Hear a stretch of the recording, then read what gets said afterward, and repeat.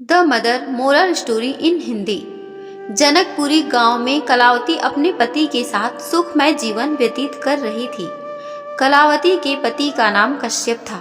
कलावती पेट से थी, इसलिए कश्यप उसका बहुत ध्यान रखता। कलावती के ज्यादातर काम वह स्वयं कर लेता। कश्यप लकड़ी की एक फैक्ट्री में मजदूर थे। उनकी तनख्वाह बहुत कम थी। बड़ी मुश्किल से 2 वक्त की रोटी उनको नसीब होती थी, लेकिन जो मिला उसमें वो संतोष मानते थे और खुशी खुशी अपना जीवन बिताते थे। कुछ महीने बाद कलावती ने अपनी कोख से एक बच्चे को जन्म दिया, जिसका नाम रखा गया वीरभद्र। बच्चे के घर में आते ही कलावती और कश्यप की खुशी का तो मानो ठिकाना ही नहीं रहा।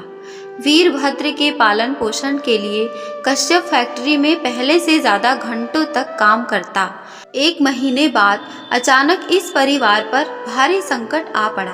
फैक्ट्री में काम करते वक्त एक दुर्घटना घटी।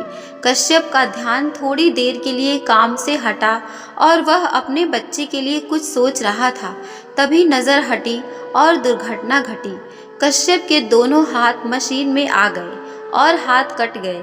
इस हादसे ने केवल कश्यप के दोनों हाथ ही नहीं, परिवार की रोजी रोटी भी छीन ली। कलावती और कश्यप दोनों बुरी तरह से टूट चुके थे। फैक्ट्री से कश्यप को कुछ पैसे मिले, लेकिन वो भी ज्यादा महीनों तक नहीं चल पाए। कश्यप ने एक बार खुदकुशी करने का भी प्रयास किया, लेकिन कलावती ने उनको समझाकर रोक लिया। सब कुछ टूट चुका था, लेकिन कलावती का हौसला और हिम्मत नहीं। कलावती ने अपना घर चलाने के लिए उसने काम खोजना शुरू किया। एक बड़ी इमारत के कंस्ट्रक्शन के लिए काफी मजदूर की जरूरत थी। कलावती को काम की जरूरत थी, इसलिए उसने फौरन वहां पे काम करना शुरू कर दिया।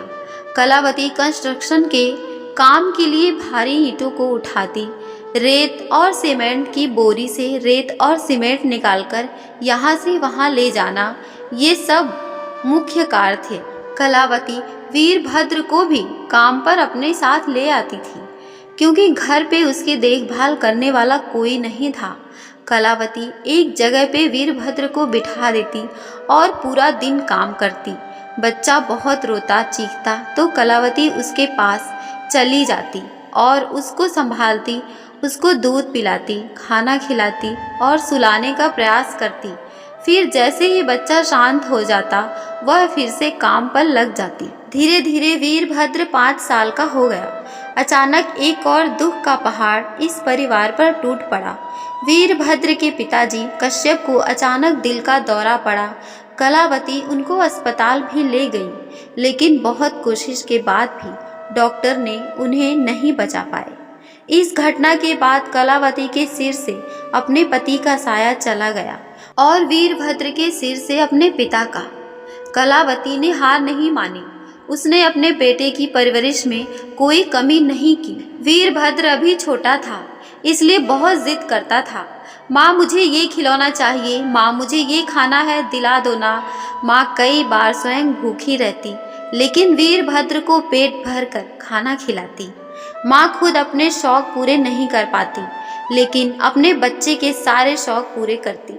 उसको जो खिलौना चाहिए वो लाकर देती। रात को वो खुद नीचे सो जाती, लेकिन वीरभद्र को बिस्तर पर सुलाती। कड़ाके की ठंड में वह पूरी तरह ठंड से कांपती। खुद बिना बिस्तर और कंबल के जमीन पर सोती, लेकिन अपने बच्चे को कंबल ओढ़ाती और प्यार से सुलाती थी। खुद से भी ज्यादा वह वीरभद्र का ध्यान रखती। वीरभद्र 6 साल का होते ही उन्होंने उसको स्कूल भेजा, लेकिन फिर भी उनको पूरा दिन उसकी चिंता रहती, जब तक कि वह स्कूल से वापस नहीं लौट आता।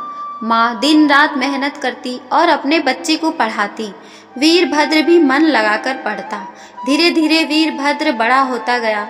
उच्च अभ्यास के लिए माँ ने उसको कॉलेज भेजा।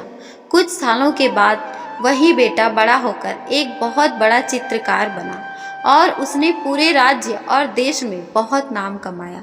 एक बार एक सम्मान समारोह में वीरभद्र को बुलाया गया। वहाँ पे किसी ने उसको पूछा, आप इतने बड़े चित्रकार कैसे बने? आपकी सफलता के पीछे का रहस्य क्या है? मेरी माँ ने मुझे सफल बनाया है। आज मैं कामयाब हुआ हूँ तो सिर्फ उनकी वजह से। उन्होंने कितने कष्ट, कितनी पीड़ा, कितने दुख सहकर मुझे बड़ा किया, मेरी हर एक जिद पूरी की। मेरी पढ़ाई के लिए उन्होंने अपना जी जान लगा दिया। रात को मुझे पढ़ाने के लिए वो खुद जागती, मुझे चित्र की प्रैक्टिस करवाती। वो खुद नीचे सोती लेकिन मुझे बिस्तर पर सुलाती। खुद भूखी रहती लेकिन मुझे पेट भर कर खाना खिलाती। आज जो कुछ भी हूँ मेरी माँ की वजह से हूँ।